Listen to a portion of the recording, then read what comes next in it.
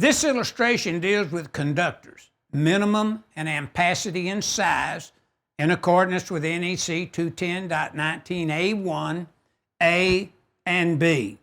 And the purpose of change here is a revision. This revision has been made to clarify that equipment termination provisions should be considered when establishing the minimum required branch circuits, conductors, and really their ampacity ratings based upon the terminations. Are they 60, 75, etc.?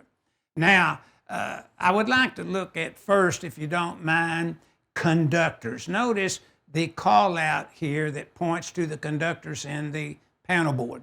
And it says conductors in a raceway shall also comply with the ambient temperatures per 210.18 A1 b and 310.15.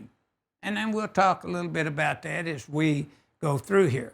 But secondly, let's look at the call out right above it that points to the conductor and the circuit breaker, Overcurrent protection in conductors sized at 125% of the continuous load per 210.19 A1A has to be considered, and then 310.14 and 210.20A covers these requirements in more detail, where it kind of makes sense what the code's asking you to do.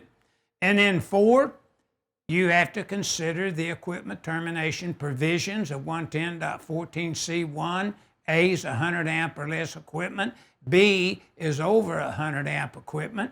And 110.14C2 also deals with ambient temperatures for compression lugs, terminals, stuff like that.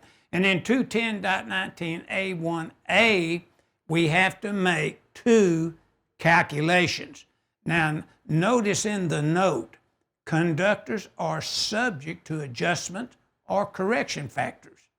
Now, that would mean in 210.19, and we looked at A and we looked at B, then the correction factors is the temperature surrounding the conduit that you see underneath that raised floor. Does it exceed 86 degrees Fahrenheit is outlined in the new table 310.16. And if you read right above that table, it will instruct you where that 86 degrees come from.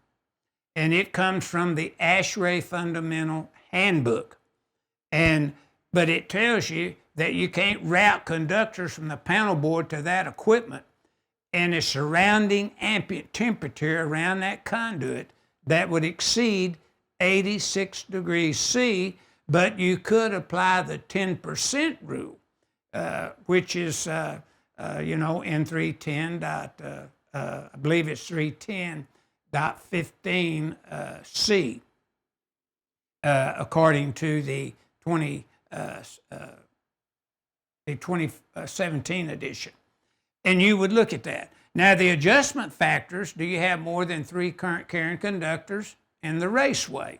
You say, no, I only have 3. I have 3 hots and 1 equipment ground, or I'm using metal conduit for my equipment ground. Then you only have 3 current carrying conductors, so adjustment factors wouldn't apply, and neither would your temperature correction factors apply if you do not route it through the more 86% using the 10% rule.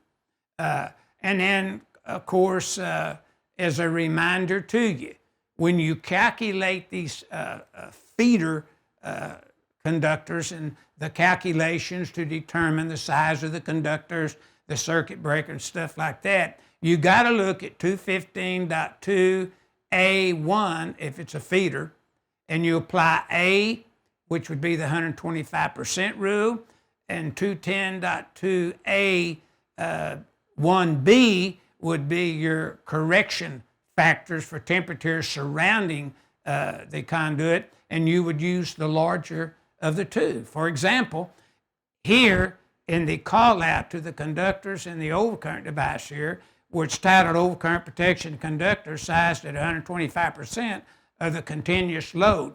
When I run that calculation, and then I come down in the note and I run the correction factors, if there are any, whichever one of those calculations require the largest conductor, that's what you have to use. And this rule is just clarifying that that's for branch circuits or feeders. So if it's a branch circuit, 215.2A1 and B changes to 210.19A1 and B. So you get in there and look at those sections to apply the rules. And of course, you have it listed up here in the 125% rule.